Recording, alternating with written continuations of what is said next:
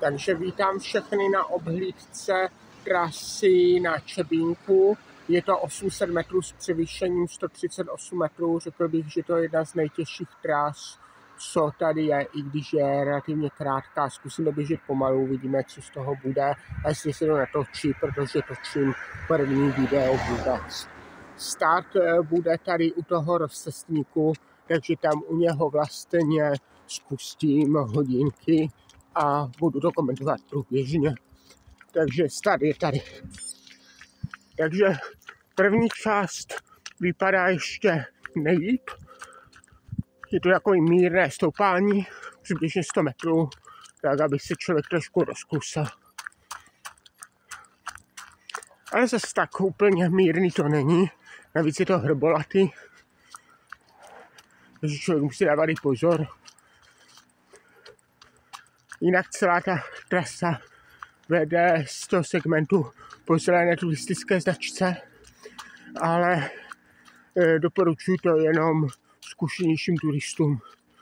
Rozhodně tady netahat třeba kočárek. Takže cesta je hezká, takže mírně prudší.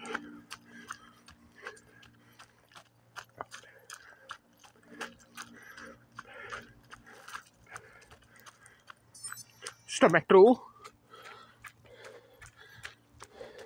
Tady už jsme v prudší části, ale ještě pořád na úvodním segmentu. Tady bude až po závodu, které je asi po 250 metrech. Takže tady už se člověk, když běží rychle, fakt zadýchá. Tady spíš stupitám, ale to je důležité stejně, protože tady se stejně moc dlouhé kroky dělat nedají. To už tady dost prudky. Takže turistická značka vede tady doprava a pokračuje tady na prudší části.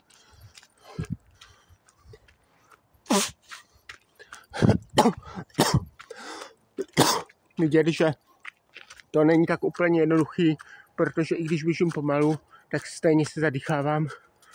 Ale je hezký, teďka je slunko, už je trochu mokro, ale nevadí.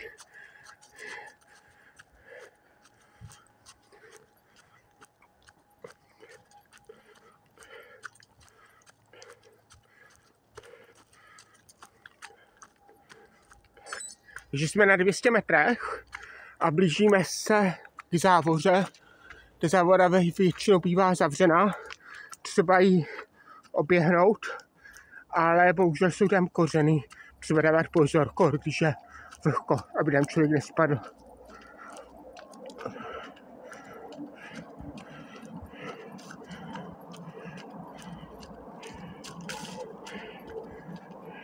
Takže tady je ta závoda a tady ji obíháme po těch kořenech. Dá se kousek i pokročit a už jsme zase na cestě.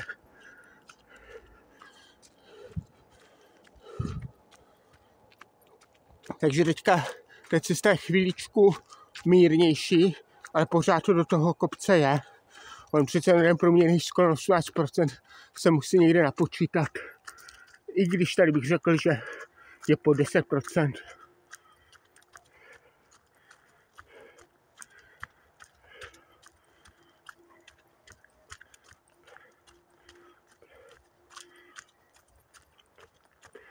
Takže tady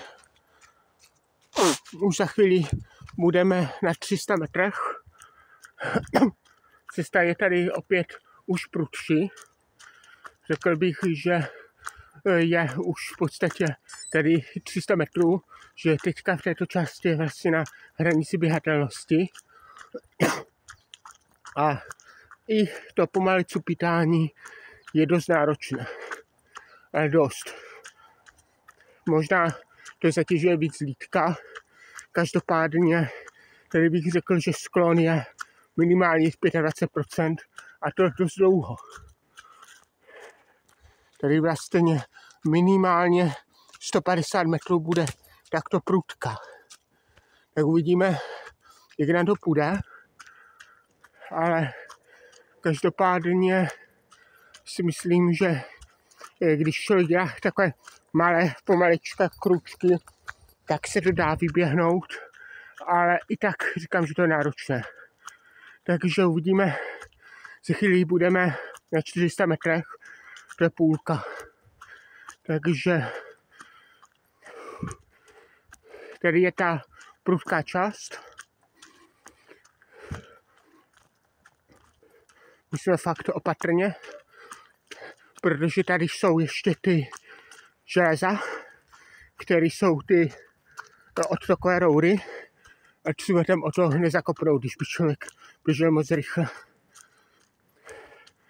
Každopádně uvidíme. Už máme 400 metrů, jsem tady v půlce. Takže tempo je určitě nad 10 na minutu, spíš tak 12 až 14, ale to nevadí. Přesto stále ještě jakoby běžím, jak je vidět. Takže pokračuji dál. A tady jsme zase chvíličku v relativně mírnější části, ale pořád je to dost prudky. Ale tady je těch 10%, na to jsem zvyklý, možná ani ne, ale ještě těžké části přijdou.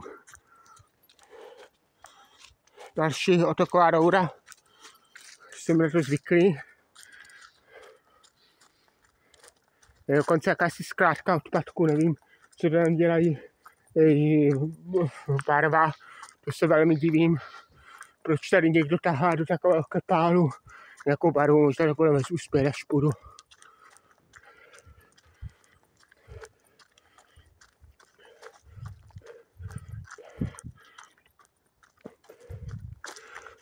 Ale tady je to zase prudší.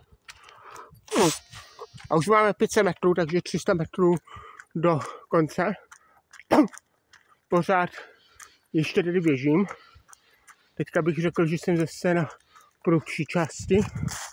Každopádně, kdo si chce užít kopec, tak tady velmi doporučuji. Je to kousíček za Brnem. Vlak teďka odpoledne jezdí každou 4 hodinu do Třebína. Z Kralova Pole je tam za 4 hodiny. A člověk je úplně v kopcích. Tak uvidíme. Teďka bude zase mírnější část. A potom bude ještě jedna prudší a potom už bude doběh do cíle. Takže uvidíme, jak to půjde. Předpokládám, že to vyběhnu. Nicméně,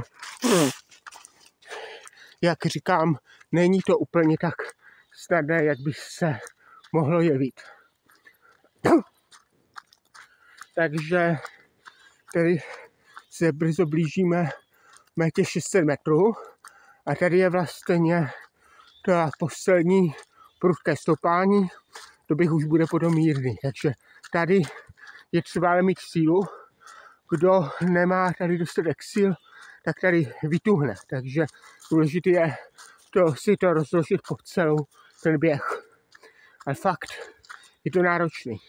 Tady je další otoková roura 600 metrů, 200 metrů do cíle.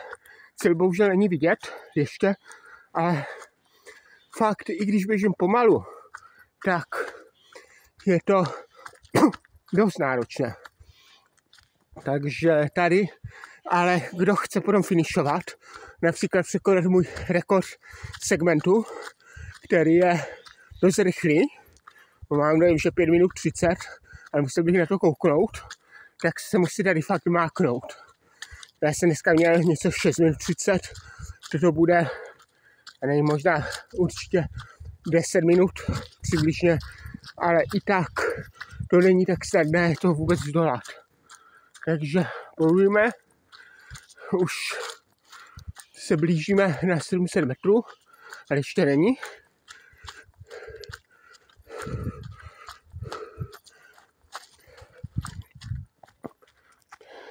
Na druhé straně výhoda tady je, že není tam v podstatě zabloudit, a to ani v zimě.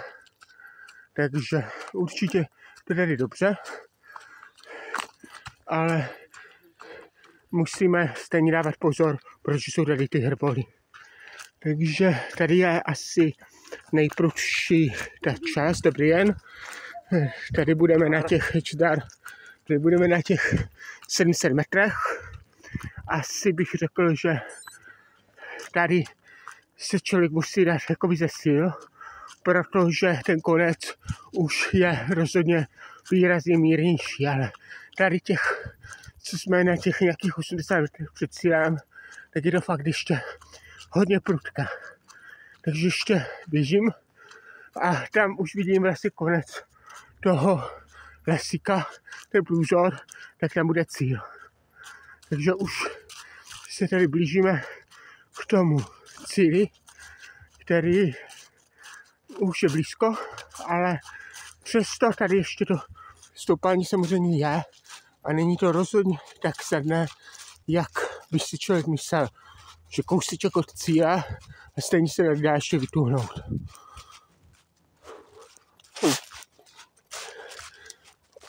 Takže tady je vlastně tak ještě prudší část poslední a tady už je doběh na horizont skoro po rovině.